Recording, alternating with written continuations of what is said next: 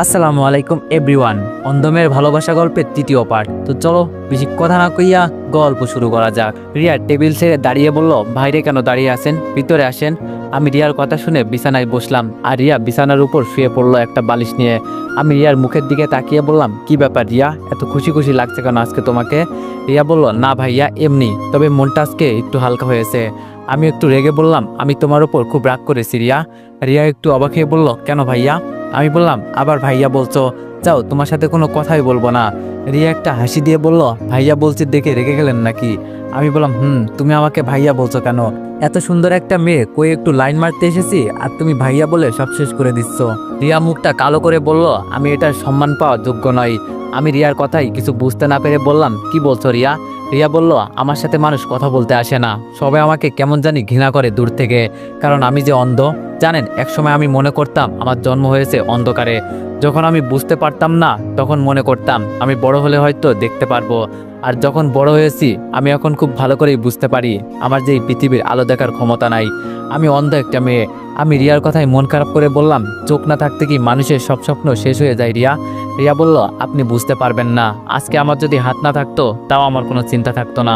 চোখে হলেও তো দেখতে পারতাম, কথা না বলতে পারলেও সমস্যা ছিল না, চোখে তো দেখতে পারতাম, নিজে কিছু করতে পারতাম। কিন্তু এখন সব শেষ। আমার মতো অন্ধমের ভালো কিছু করা বা ভালো স্বপ্ন দেখা যে নিষেধ। সত্যি রিয়ার কথা শুনে আমার মনটা ভেঙে গেল। কি বলবো ওকে বোঝানোর মতো ভাষা হয়তো আমার ভিতরে নেই। রিয়া বলল, কি হলো ভাইয়া, কথা বলছেন না যে? আমি রিয়ার দিকে আবার তাকিয়ে বললাম, রিয়া তোমাকে একটা সত্যি কথা বলবো? রিয়া বলল, অবশ্যই বলেন। আমি বললাম, আমার চোখে দেখা তুমি প্রথম সুন্দরী মেয়ে, তোমাকে দেখেই জানো আমার ভিতরে কিছু চলে। এই পর্যন্ত বলেই থামলাম, ভালোবাসার কথা আস্তে আস্তে বলতে হবে। রিয়া একটা হাসি দিয়ে বলল, জান ভাইয়া আপনিও না। হাসপাতালের মতো মজা শুরু করলেন। এর মাঝে রাসেল এসে বলল, কি কথা হচ্ছে দুজনের? আমি রাসেলের দিকে তাকিয়ে বললাম, এই তো তোমার বোনকে একটু দেখতে এলাম আর ভালো মন্দ জিজ্ঞাসা করছি। রাসেল আমার দিকে তাকিয়ে বলল, আমার বোনকে দেখতে এসেছো, এটা শুনে খুব ভালো লাগলো। আমি বললাম, ভাবিকেও দেখে আসছি, এত অল্প বয়সে বিয়ে করে নিলেন? রাসেল আমার দিকে তাকিয়ে হতাশে বলল, আর বলিও না, বাবার এই পিচ্চি বোনের জ্বালাই বিয়ে করতে হয়েছে। রিয়া মুখটা লাল করে বলল, ভাইয়া আমাকে নিয়ে কোনো কথা বলবি না কেন? যখন আমার কাছে এসে আমার পা ধরে বলতি, বোন রে এই মেয়েকে ছাড়া আমি বাঁচবো না, তখন আমি যদি বাবাকে না বলতাম তাহলে তোর বিয়ে হতো? রিয়ার কথা শুনে আমি হাসতে হাসতে বললাম, প্রেমের রোগ বড় কঠিন রোগ, যাকে ধরে তাকে একেবারে জেলের ভিতরে ঢুকিয়ে ছাড়ে। রাসেল মুখটা কালো করে বলল, বিয়ে করে ফেসে গেছি জানো তুমি, না পারি কোনো মেয়ের দিকে তাকাতে, না পারি একটু মন মতো ঘুরতে। রিয়া রেগে বলল, দাঁড়া আমি ভাবিকে সব বলছি, তোর 12টা যদি না বাজাই আমি ভাবিকে নিয়ে মজা করিস না। রাসেল ভয় পেয়ে বলল, তোর কাছে মাপ চাই বোন। দীপু, রিয়ার সাথে কথা শেষ করে আমার সাথে দেখা করে যাবা কেমন? আমি রাসেলের দিকে তাকিয়ে বললাম, এই সালে তো আবার কোনো কিছু জেনে গেল না তো? মনে হচ্ছে জানো আমার পিছনই ছাড়বে না। আমি আবার রিয়াকে দেখতে লাগলাম, রাগ করলে ওকে বেশ ভালোই লাগে। রিয়া আচমকা বলল, কি ব্যাপার, আমার দিকে এভাবে তাকিয়ে আছেন কেন? আমি চোখ নামিয়ে মনে মনে বললাম, বাবা এই মেয়ে তো দেখি সবকিছু টের পাই, সাংঘাতিক মেয়ে দেখি। রিয়া আবার আমাকে প্রশ্ন করলো, কি হলো, কি চিন্তা করেন ভাইয়া? আমি বললাম, তুমি সবকিছু কিভাবে অনুভব করতে পারো, এইসব আমার মাথায় ঢুকছে না। রিয়া বলল, আর ঢুকাতেও হবে না। আমি বললাম, রিয়া কালকে আমার সাথে বাইরে যাবে, তোমাকে ঘুরতে নিয়ে যাব। রিয়া হাসি মুখে বলল, না ভাইয়া ধন্যবাদ, বলেছেন এটাই অনেক বেশি। আমি রিয়াকে একটু জোর দিয়েই বললাম, তুমি চিন্তা করিও না, সাথে আমার আবু থাকবে। রিয়া মন খারাপ করে বলল, গেলেই বার কি হবে, আমি তো আর বাইরের আলোকে দেখতে পারি না। আমি বললাম, এখন যেভাবে আমাকে অনুভব করলে না সেভাবে করবে। রিয়া বলল, কিন্তু? আমি বললাম, কেউ কিছু বলবে না, আমি আপুকে দিয়ে বলিয়ে নিব। রিয়া বলল, তাহলে আপনার আপুকে আমাদের বাসায় পাঠাবেন। আমি বললাম, ওকে, তাহলে কালকে আমরা ঘুরতে যাব, ডান তো? রিয়া বলল, আপনার কথা তো আর ফেলানো যায় না, আচ্ছা যাবো যান। আমি বললাম, একটা পার্সোনাল কথা বলবো রিয়া। রিয়া বলল, আমার আবার পার্সোনাল কি আছে, বলুন কি জানতে চান? আমি বললাম, তোমার চোখের অপারেশন করলে ঠিক হবে না? রিয়া বলল, হবে হয়তো, তবে ডাক্তার বলেছে আমি বড় হওয়ার আগ পর্যন্ত কিছুই করা যাবে না। আমি রিয়ার কথা শুনে বুঝে গেছি, তাই আর কোনো প্রশ্ন করলাম না। দেখি কালকে ওকে পড়াতে পারি কিনা, তারপর আমার কাজ শুরু হবে। আমি বললাম, রিয়া আমি কি এখন যেতে পারি? রিয়া বলল, ওমা আপনি যাবেন যান, আমার কাছ থেকে অনুমতি নিতে হবে কেন? আমি আপনার কে? মন খারাপ করে বললাম, এটা বলতে পারলে রিয়া তুমি? রিয়া একটা হাসি দিয়ে বলল, আরে মজা করলাম আপনার সাথে, আপনি এখন যেতে পারবেন না, আপনার সাথে আরো কিছুক্ষণ আড্ডা দিব, পরে যাবেন। আমি একটা হাসি দিয়ে বললাম, আর কি আড্ডা দিব বলেন? রিয়া বলল, আপনার সম্পর্কে কিছু বলেন। আমি বললাম, আমার পরিবারই আমার কাছে সব। রিয়া বলল, সে তো সবার ক্ষেত্রেই। আচ্ছা আপনার কোনো গার্লফ্রেন্ড আছে? সত্যি কথা বললে হবে না, আর আমি জানি তানিয়ার সাথে খুব শীঘ্রই আমার ব্রেকআপ হবে, ওকে এখন আমার আর ভালো লাগে না একদম। আমি বললাম, না রিয়া, তেমন কেউ নেই, আমার পছন্দ হয় না কাউকে। আচ্ছা, তুমি কাউকে পছন্দ করো নাই? রিয়া বলল, আমার সাথে তো বলছে না, কেউ কথাই বলতে আসে না, আপনি প্রথম। আমি বললাম, আমাকে ভালো লাগে রিয়া। রিয়া একটা হাসি দিয়ে বলল, জান ভাইয়া, আপনিও না মাঝে মাঝে এমন কিছু বলেন না। আমি একটা হাসি দিয়ে বললাম, তুমি খুব সুন্দর, তবে সেটা শুধু আমার কাছে। রিয়া মাথা চুলকাতে চুলকাতে বলল, এই কথার অর্থ বুঝলাম না। আমি বললাম, কিছু কথা থাক, বুঝতে হবে না, তবে কালকে সব বুঝিয়ে দিব। রিয়া বলল, আপনি মনে হয় পাগল টাগল হয়ে গেছেন। আমি বললাম, আগে আমার আম্মু এই কথা বলতো, এখন তুমি এই কথা বললে রিয়া। রিয়া হাসতে হাসতে বলল, সরি। আমি বললাম, তোমার হাসিটা খুব সুন্দর। রিয়া আমার দিকে বালিশ ছড়ে বলল, জানতো আপনি শুধু ফাজলামো করেন আমার সাথে। আমি আর কিছু বললাম না, যেতে যেতে বললাম, রিয়া নিজের খেয়াল রাখবে। রিয়া পিছন থেকে বলল, আপনারা তো চিন্তা করতে হবে না আমার জন্য। আমি আবার দাঁড়িয়ে বললাম, তোমাকে দেখার স্বাদ এই জন্মে আমার মিটবে না, মন চাই তোমার কাছে সবসময় বসে থাকি। রিয়া মুখে বালিশ গুজে বলল, এই ছেলে, তুমি যাবে এখান থেকে? শুধু উল্টোপাল্টা কথা বলো, তোর ভাল লাগে না। আমি রিয়ার কথা শুনে হাসতে লাগলাম। এর মাঝে ভাবি এসে বলল, কি ব্যাপার, দুজনের মাঝে তো দেখি খুব ভাব জমে উঠেছে। আমি একটু লজ্জা পেয়ে বললাম, ধুর ভাবি, কি যে বলেন আপনি, ধরা খেয়ে গেছি। কেন যে এইসব বলতে গেলাম। ভাবি আমার দিকে তাকিয়ে হাসতে হাসতে বলল, এখন চলো আমার সাথে। আমি ভাবির দিকে তাকিয়ে বললাম, কোথায় ভাবি? ভাবি বলল, তোমার ভাইয়া তোমাকে ডাকছে। সব খুশি মন থেকে উধাও হয়ে গেল। এই রে, এখন বুঝি গেলাম। ভাবছিলাম রাসেলের সাথে দেখা না করেই চলে যাব। ভাবি তো আমাকে আরো ফাঁসিয়ে দিল এখন। ভাবি বলল, কি হলো সাহেব, চলেন নাকি রিয়ার সাথে আরো কথা বলবেন? আমি বোকা বোকা সুরে বললাম, ভাবি, আপনি কি যে বলেন না, যান। আমি ভাবির পিছু পিছু যেতে লাগলাম। ভিতরে গিয়ে দেখি রাসেল ফোনে কথা বলায় ব্যস্ত। আমাকে দেখে ফোনটা রেখে দিল। আমার দিকে তাকিয়ে বলল, তো কি খবর দীপু, আজকাল কেমন দিনকাল যাচ্ছে তোমার? আমি ভিতরে ঢুকতে ঢুকতে বললাম, এই তো আলহামদুলিল্লাহ ভালো, তোমার? রাসেল বলল, কোন রকম। আচ্ছা, 2 দিন ধরে তোমার কোনো খোঁজ খবরই পেলাম না, কই ছিলে? আমি রাসেলকে কিছু বুঝতে না দিয়ে বললাম, এই তো ভাই, একটু অসুস্থ ছিলাম, তাই বাসা থেকে অল্প বের হয়েছি। রাসেল আমার কাছে এসে বলল, আমাকে ভাই বলতে হবে না। আমি বললাম, রাসেল রুমের মাঝে হাঁটতে হাঁটতে বলল, জানো দীপু, সেই দিন সিসিটিভি ক্যামেরায় খুনিকে দেখতে পেরেছি। এটা শুনে তো আমার হাত পা কাঁপা শুরু করলো। শেষমেশ বুঝি ধরা পড়ে গেলাম, কিন্তু সিসিটিভি ক্যামেরা কোথা থেকে এলো, মাথায় কিছুই কাজ করছে না। কাঁপা কাঁপা সুরে ভাবির দিকে তাকিয়ে বললাম, ভাবি, 1 গ্লাস পানি হবে? ভাবি আমার দিকে তাকিয়ে বলল, বসো তুমি, আমি আনছি। রাসেল এই পর্যন্ত বলে থামলো, আর কিছু বলল না। একটু টেনশন নিয়ে এই রুমের মাঝে হাঁটাহাঁটি করছে। আর আমার তো ভয়ে একেবারে যাই যাই অবস্থা। কোনো রকম এখান থেকে যেতে পারলেই হলো। প্রতিদিন নানা অজুহাত দিয়ে বেঁচে গেছি, তবে আমাকে আর আমার রক্ষা নেই। ভাবির হাত থেকে পানির গ্লাসটা নিয়ে খেয়ে ফেললাম, তাও মনের ভিতরে ভয় কাটলো না। ভাবি গ্লাসটা নিয়ে বলল, আরো লাগবে ভাই? আমি ভাবির দিকে তাকিয়ে বললাম, না ভাবি, আর লাগবে না। রাসেল মন খারাপ করে বলল, জানো দীপু, অপরাধীকে শুধু বের হওয়ার সময় দেখা গেছে, তবে দুঃখের বিষয় ওর মুখ দেখা যায় নাই। শুধু বাসা থেকে নিচে নামছে এই পর্যন্তই দেখা গেছে, আর সবকিছু অন্ধকার। খুব চেষ্টা করছি ওকে দেখার, কিন্তু পারলাম না। রাসেলের কথা শুনে মনের ভিতরে একটু সাহস এলো। যাক বাবা, বাঁচা গেল, এর সামনে আর পড়া যাবে না, শালা খুব চালাক।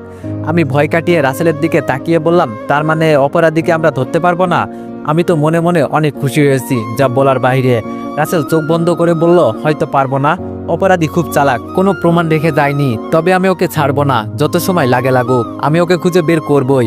আমি জানতাম এই শালা কখনো পিছুপা হবে না, তবে এই সময়ের ভিতরে আমি সবকিছু বুঝে নিব। তুই ধরার আগে আমি তো সব রিয়াকে বলে দিব, দেখি সামনে কি হয়। ভাবি রাসেলের কাছে গিয়ে হাত ধরে বলল, এই এত চিন্তা করছো কেন, যা হয়েছে সব ভুলে যাও। আমি এবার ভাবের সাথে তাল মিলিয়ে বললাম, রাসেল ভাই, রিয়া এখন এইসব আর চিন্তা করে না, ওর সামনে একদম এইসব বলবেন না, যত পারেন ওকে খুশি রাখার চেষ্টা করবেন। রাসেল মন খারাপ করে বলল, ও আমার ছোট বোন হয়, আর আমি ওকে কিভাবে ছেড়ে দেই?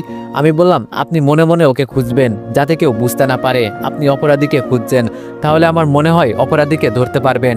ভাবি আমার দিকে তাকিয়ে বলল, তুমি ঠিকই বলেছ, তবে একটা কথা কি জানো রাসেল, তোমার বোনের সাথে আজকাল ওর খুব ভাব জমে গেছে। ভাবি আমাকে দেখিয়ে বলল। রাসেল হাসতে হাসতে আমার দিকে তাকিয়ে বলল, তাই নাকি দীপু? আমি একটু লজ্জা পেয়ে বললাম, তেমন কিছু না, আসলে আমার কাছে মনে হয় রিয়া একটা ঘরের মাঝে আছে, সবসময় রিয়া কেমন যেন মন খারাপ করে থাকে, তাই আমি যতটুকু পারি খুশি করার চেষ্টা করি রিয়াকে। রাসেল বলল, তুমি খুব ভালো করেছো, এটা শুনে বেশ ভালোই লাগলো। আমি বললাম, তবে ওকে সবসময় খুশি রাখার চেষ্টা করবেন, তাহলে দেখবেন রিয়া আগের সবকিছু ভুলে গেছে। ভাবি আমার কাছে এসে আমার দিকে তাকিয়ে বলল, এই ছেলের মাথায় তো খুব বুদ্ধি দেখি। আমি ভাবির চোখের দিকে তাকিয়ে বললাম, আপনি কিন্তু খুব সুন্দর ভাবি, আপনার মতো একটা বউ পেলে আমার জীবন ধন্য হতো। ভাবি হুট করে আমার কাছ থেকে দূরে চলে গেল। রাসেল আমার কাছে এসে বলল, খুব তো মেয়ে পটাতে পারো দেখি। আমিও মজা করে বললাম, আরে মিয়া, তুমি শুধু 1 ঘন্টার জন্য বাইরে যাও, তোমার বউকে পটিয়ে নিব এর ভিতরে। ভাবি আমার কথা শুনে হাসতে হাসতে বলল, ভাই তুই একটা জিনিসই। রাসেল ওর বউয়ের একটা হাত জড়িয়ে ধরে বলল, ভাই এমন করিস না, আমার একটা মাত্রই বউ। আমি এবার রাসেলের দিকে তাকিয়ে বললাম, ভাবি হলো বড় বোনের সমান, আমি আমার বড় বোনকে যতটা সম্মান করি তোমার বউকেও ততটা সম্মান করি, তো কোনো চিন্তা করতে হবে না। রাসেল চোখ বড় বড় করে আমার দিকে তাকিয়ে বলল, সত্যি ভাই তুই অনেক ভালো, তোর কোনো তুলনা হয় না। আমি বললাম, আচ্ছা আমি তাহলে যাই, আর রিয়ার খেয়াল রাখবেন। রাসেল আমাকে আশ্বাস দিয়ে বলল, তোমার কোনো চিন্তা করতে হবে না, তবে খুব শীঘ্রই একটা খুশির খবর পাবা। আমি অবাক হয়ে বললাম, কি সেটা ভাই? রাসেল বলল, এত পাগল হইও না, তবে এই বাসায় কোনো একটা অনুষ্ঠান হতে চলেছে, সবার আগে তুমি দাওয়াত পাবে। আমি মাথা চুলকাতে চুলকাতে বললাম, কি জানি ভাই, তুমি মনে মনে কি চিন্তা করো। আচ্ছা সে যাই হোক, ভাবি আপনি একটু সাইডে আসেন, আপনার সাথে কিছু কথা আছে। রাসেল আমার চোখের দিকে তাকিয়ে বলল, কি ব্যাপার দীপু, তোমার তো মিয়া নজর ভালো না? আমি মজা করে বললাম, নজর রাখো মিয়া, আজকে তোমার বউকে নিয়ে হানিমুনে যাব, তুমি মুখে আঙুল চুষতে থাকো। ভাবি হাসতে হাসতে আমার কাছে আসলো। রুম থেকে বের হয়ে ভাবিকে বললাম, ভাবি একটা কাজ করে দিতে হবে। ভাবি হাসছে আর বলছে, রিয়াকে প্রপোজ করবে নাকি, এজন্য হেল্প করতে হবে। আমি মাথাটা নিচু করে বললাম, জান ভাবি, আপনিও না কি যে বলেন না মাঝে মাঝে। ভাবি আমার কথা শুনে হাসতে লাগলো। আমি আবার প্রশ্ন করলাম, ভাবি কালকে আমি রিয়াকে নিয়ে ঘুরতে যেতে চাই। ভাবি চোখ বড় করে আমার দিকে তাকিয়ে বলল, কি? আমি তাড়াতাড়ি বললাম, এত অবাক আর কি আছে, আমার সাথে আমার বড় বোনও যাবে। ভাবি বলল, ও তাই বলো, আমি তো ভাবছিলাম। আমি ভাবিকে থামিয়ে বললাম, থাক আর বলতে হবে না, আপনার মনে যে কি চলছে আমি খুব ভালো করেই বুঝতে পারছি। ভাবি একটা হাসি দিয়ে বলল, সরি। আমি বললাম, কালকে রিয়াকে বাসা থেকে বের হতে যেন কেউ বাধা না দেয়, আর আমি আপুকে পাঠাবো ওকে নেওয়ার জন্য। ভাবি বলল, আরে যাও, তোমার কোনো চিন্তা করতে হবে না, সব হয়ে যাবে। আমি বললাম, আচ্ছা ভাবি, আমি তাহলে গেলাম। সিঁড়ি দিয়ে নিচে নেমে দেখি আন্টি বসে টিভি দেখছে। আমাকে দেখে বলল, কি বাবা চলে যাচ্ছ নাকি? আমি দাঁড়িয়ে আন্টির দিকে তাকিয়ে বললাম, জি আন্টি, অনেকটা সময় হয়ে গেল, তাই আমি চলে যাচ্ছি। আন্টি বলল, কিছু খেয়ে যাও। আমি যেতে যেতে বললাম, না আন্টি, আরেকদিন, আজকে আসি। বাসা থেকে বের হতেই যেখান থেকে রিয়ার রুমে উঠেছিলাম সেখানে ভালো করে তাকিয়ে একবার দেখলাম, কিন্তু কোনো সিসিটিভি ক্যামেরা চোখের সামনে পড়লো না। তবে কি রাসেল আমাকে মিথ্যা বলল? কি জানি, শালা অনেক চালাক, মনে হয় আমাকে সন্দেহ করে। আমার সাথে গেম খেলো না, দাঁড়াও আমিও দেখাবো আমি কি করতে পারি। তবে একটা কথা তো জানা হলো না, রিয়ার বাবা এসেছিল নাকি? আরে এইসব জেনে আমি কি করব, সরাসরি আমার রুমে চলে গেলাম। আম্মু পিছন থেকে বলল, খেয়ে যা। আমি বললাম, পরে খাবো। যাই এবার আপুকে পটিয়ে আসি। আপুর রুমে গিয়ে দেখি আপু টেবিলে বসে পড়াশোনা করছে। বুঝি না মেয়েরা এত পড়াশোনা করে কি করে, শেষমেশে তো রান্নাবান্না নিয়েই পড়ে থাকে। তাহলে এত পড়াশোনা করে কি হবে? আমি গিয়ে বিছানায় বসতে আপু আড়াল চোখে আমার দিকে তাকিয়ে দেখলো একবার। আমি আপুকে ডাক দিয়ে বললাম, আর দেখতে হবে না, এখানে আয়, তোর সাথে কথা আছে। আপু চেয়ার ছেড়ে বলল, কি ব্যাপার আজকে হঠাৎ আমার রুমে? আমি একটু রাগ করে বললাম, কেন, আমার রুমে যখন যাস তখন তো আমি কিছু বলি না, আর তোর রুমে আসতে? আপু আমাকে থামিয়ে দিয়ে বলল, আরে গাধা, আমি কি তাই বলছি? আমি বলছি কখনো তো আমার রুমে আসিস না, তাই বললাম। আমি বললাম, আয় এখানে বস, আমার পাশে বসতে বললাম। আপু এসে আমার পাশে বসে আমার দিকে তাকিয়ে বলল, কি হয়েছে বলতো, আজকে বড় বোনের কাছে কি মনে করে? আমি একটু ভঙ্গি সুরে বললাম, কেন, তুই আমার বড় বোন, তোর কাছে আসলে বুঝি অনুমতি লাগে? আপু আমার গালে চুমু দিয়ে বলল, আমি কি তাই বলছি রে পাগল, এখন বল কি হয়েছে? আমি একটু আনমনে আপুর দিকে তাকিয়ে বললাম, আপু কালকে আমি রিয়াকে নিয়ে একটু ঘুরতে যাব, সাথে তুইও যাবি। আপু চমকে আমার দিকে তাকিয়ে বলল, তুই এতক্ষণ রিয়ার সাথে ছিলি? আমি বললাম, তুই বুঝলি কিভাবে? আপু বলল, তোরে দেখে বুঝে গেছি, আর তোর মতিগতি ভালো লাগছে না, তোর না গার্লফ্রেন্ড আছে? আমি মন খারাপ করে আপুর দিকে তাকিয়ে বললাম, সে আমাকে ধোকা দিয়েছে আপু, আমি ছাড়বো না ওকে, আমার এতগুলো টাকা আমি এভাবে জলে যেতে দিব না। আপু আমার গালে একটা থাপ্পড় দিয়ে বলল, উল্টাপাল্টা কথা বলিস না, আর আমি জানি তানিয়া কতটা ভালো মেয়ে। আমি আর আপুকে এই বিষয়ে কিছু বললাম না, জানি বললেও বিশ্বাস করবে না। আচ্ছা আপু কালকে তো যাবি? আপু বলল, আমি কেন যাব, তুই রিয়াকে নিয়ে যা। আমি আপুকে রাগ দেখিয়ে বললাম, তুই বুঝছিস না কেন, ও একটা অন্ধ মেয়ে, আমি ওর হাত ধরতে পারবো না, আর তাছাড়া আমি বলছি কালকে তুই রিয়া আর আমি ঘুরতে যাব। আপু এবার সাপের মতো রাগে আমাকে বলল, এই তুই একদিন আমাকে বাইরে ঘুরতে নিয়ে গেছোস, আজকে কোন মেয়ে বলছে আর তার জন্য তুই পাগল হয়ে গেলি? আমি বললাম, ধুর কাকে কি বলি, তুই আমার বোন, সবসময় তো আমাকে ভয়ের উপর রাখিস, তোর জন্য ভালো করে পর্যন্ত তানিয়ার সাথে ঘুরতেও পারি নাই। আপু বলল, আমি তো ঠিকই করি, তুই জানিস না বিয়ের আগে ঘোরাঘুরি করা একদম ঠিক না। আপুর দিকে অসহায় দৃষ্টিতে তাকিয়ে বললাম, তুই না আমার বড় বোন, প্লিজ না করিস না। আপু বলল, আচ্ছা যাবো। আমি আপুকে জড়িয়ে ধরে বললাম, অনেক অনেক ধন্যবাদ তোকে। আপু বলল, তবে কালকে কিন্তু খাওয়াতে হবে তোর, মানে সব খরচ তোর। আমি বললাম, আচ্ছা সে আমার, তোর চিন্তা করতে হবে না। আপু বলল, বাবা কি সিদ্ধান্ত নিয়েছে শুনেছিস? আমি বললাম, কি হয়েছে? আপু বলল বাবা বলেছে বাবার সাথে নাকি তোকে এখন থেকে অফিসে যেতে হবে। আমি আপুকে বললাম দেখ বোন, আমি কতটা ছোট, আমাকে দিয়ে এইসব হবে না। আপু বলল হবে হবে, ছেলে মানুষ সবকিছু পারে। আমি রেগে বললাম আলু পারে, আমি এত চাপ নিতে পারবো না, দরকার হলে বাসা ছেড়ে চলে যাব। আপু আমার কথায় হাসতে হাসতে বলল যা না, একদিন বাসা থেকে বের হয়ে দেখ কেউ তোরে একবেলা খেতে দেয় নাকি। আমি রেগে বললাম তুই আমার বড় বোন নাকি আমার শত্রু। আপু বলল যা এখান থেকে, তোর বকবক শোনার মতো সময় আমার নেই। আমি বললাম সময় একদিন আমারও আসবে, সেই দিন আমার কাছে আসলে দেখিস মজা বুঝিয়ে দিব। আপু আমার দিকে রাগে দৃষ্টিতে তাকিয়ে বলল তুই আমার কোনো উপকারে আসবি না, সেটা আমি খুব ভালো করে জানি। আচ্ছা তুই নাকি এখন তানিয়াকে এত সময় দিস না। আমি আপুর দিকে তাকিয়ে বললাম কে বলেছে এইসব তোকে। আপু বলল কে বলবে আবার, তানিয়া আমাকে কল করেছিল আর এইসব বলছে। আমি আর কিছু বললাম না, চুপ করে বসে আছি। আপু আমার হাত ঝাঁকি দিয়ে বলল কিরে কথা বলছিস না কেন। আমি রেগে বললাম ওকে যদি আমি কাঁচা চিবিয়ে না খাই আমার নামও দীপু না। শালির জন্য আমি কি না করছি, আর আমার সাথে ধোকা, ওকে তো আমি ছাড়বো না। আপু বলল কি হয়েছে তাই বল, এত ঘুরিয়ে পেঁচিয়ে কথা বলিস না। বিছানা থেকে দাঁড়িয়ে বললাম তোকে বলে আর কি হবে, তুই তো আমার মনের দুঃখ বুঝলি না। আপু রুম থেকে বের হয়ে গেলাম। আপু আমাকে পিছন দিক থেকে ডাকতে লাগলো, কিন্তু আমি আর দাঁড়ালাম না। বুঝি না আমার পরিবারের সবাই তানিয়ার মাঝে কি পেয়েছে, সবাই পর্যন্ত ওকে পছন্দ করে। কিভাবে যে কি করি মাথায় আসছে না। যাক এত কিছু চিন্তা করতে হবে না, নইলে এমনিতেই পাগল হয়ে যাব। সকালে রেডি হয়ে আপুর জন্য অপেক্ষা করছি। আপু একটু পর রুম থেকে বের হলো, তবে ওকে কালো শাড়িতে একেবারে সেই লাগছে, বলতে হবে না কার বোন। আপু আমার সামনে এসে বলল দীপু কেমন লাগছে আমাকে। আমি হতাশ হয়ে বললাম আজকে বুঝি আমার বোনকে হারাবো। আপু একটু অবাক হয়ে বলল কি। আমি বললাম সেই সুন্দর লাগছে তোকে, যদি কেউ এসে তোকে তুলে নিয়ে যায় এই জন্য বললাম। আপু একটা হাসি দিয়ে বলল দূর, লজ্জা দিস কেন, চল। আমি আপুর গাল টেনে বললাম আমার লজ্জাবতী আপু। রুম থেকে যখন বের হব পিছন থেকে আম্মু বলল কি ব্যাপার আজকে দুই বান্দর একসাথে, কোথাও ঝগড়া করিস না আবার। আমি আম্মুর দিকে তাকিয়ে বললাম আম্মু তুমিও না, কতদিন পর দুই ভাই বোন একটু ঘুরতে যাব। আম্মু পিছন থেকে বলল তোর বড় ভাইকেও নিয়ে যেতে পারতি তোদের সাথে। আপু পিছন ফিরে বলল তোমার ছেলের কি আর সময় আছে আমাদের সাথে যাবে, ও তো ওর হবু বউকে নিয়ে সবসময় ব্যস্ত, আগে বিয়ে হোক না পরে মজা দেখাবো। বাসার বাইরে এসে বললাম আপু তুই যা, আমার মনে হয় রিয়া রেডি হয়ে আছে। আপু রিয়াদের বাসায় চলে গেল। আমি দাঁড়িয়ে আছি আর চিন্তা করছি রিয়া আসবে নাকি। হালকা হালকা একটু ভয় হতে লাগলো মনের ভিতরে। অনেকক্ষণ দাঁড়িয়ে থাকার পর দেখি আপু একা একা রিয়াদের বাসা থেকে বের হলো। এটা দেখে মনটা খারাপ হয়ে গেল। তার মানে কি রিয়া আমাদের সাথে যাবে না। কত আশা ছিল রিয়াকে নিয়ে, কিন্তু হঠাৎ করেই আপুর পেছন থেকে রিয়া বের হলো। আসলে এ কোনো মেয়ে হতে পারে না, আমার কাছে এমন মনে হচ্ছে।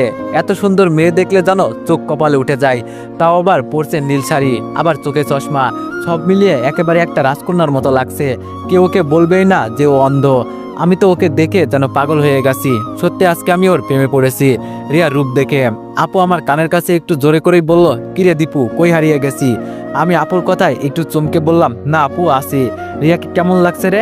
আমি বললাম ইস আপু তোরে কি বলবো, এত এত সুন্দর লাগছে, আমি যেন পাগল হয়ে গেছি। আপু মুখটা লাল করে বলল দীপু লিমিটের ভিতরে থাক, তোর কিন্তু গার্লফ্রেন্ড আছে এটা ভুলে যাস না। রিয়া আমাদের কাছে আসলো আর এসে আপুর হাত ধরলো। আপু রিয়াকে বলল রিয়া তোমার আজকে কেমন লাগছে, এই যে আমাদের সাথে ঘুরতে যাবে। রিয়া বলল কি বলবো আপু, বলার মতো ভাষা নেই, সত্যি বাইরের আবহাওয়া অনেক সুন্দর। আচ্ছা দীপু ভাই কই। আমি বললাম এই যে রিয়া আমি এখানে আছি, আমাকে নিয়ে তোমার তো চিন্তা করতে হবে না। রিয়া মুখে হাসি রেখে বলল আপনার জন্য এতদিন পর বাইরে আসলাম, খুব খুব ভালো লাগছে, অনেক অনেক ধন্যবাদ আপনাকে। আমি বললাম যখন বলছিলাম তখন তো আসতেই চাচ্ছিলেন না। আপু বলল এই দীপু পরে কথা হবে, এখন রিক্সা ডাক দে। আমি বললাম আপু তুই আর রিয়া একটা রিক্সা দিয়ে আগে যা, আমি পিছনে পিছনে আসছি। আপু আর রিয়াকে আগে তুলে দিলাম আর আমি পিছন পিছন যাচ্ছি। তবে দূর থেকে দেখতে পাচ্ছি একটা গাড়ি আমাদের ফলো করছে মনে হয়, কিন্তু এমনটা কেন করছে, তাহলে কি কেউ আমাদের পিছু করছে, কি জানি, হতেও পারে। একটা পার্কের সামনে এসে নেমে পড়লাম। ভিতরে ঢুকে আপু বলল ফুচকা খাবো। আমি বললাম যা আমি দাঁড়িয়ে আছি, আমি এইসব আজব জিনিস খাই না, বুঝি না মেয়েরা এত কি মজা পায় এসবের মাঝে।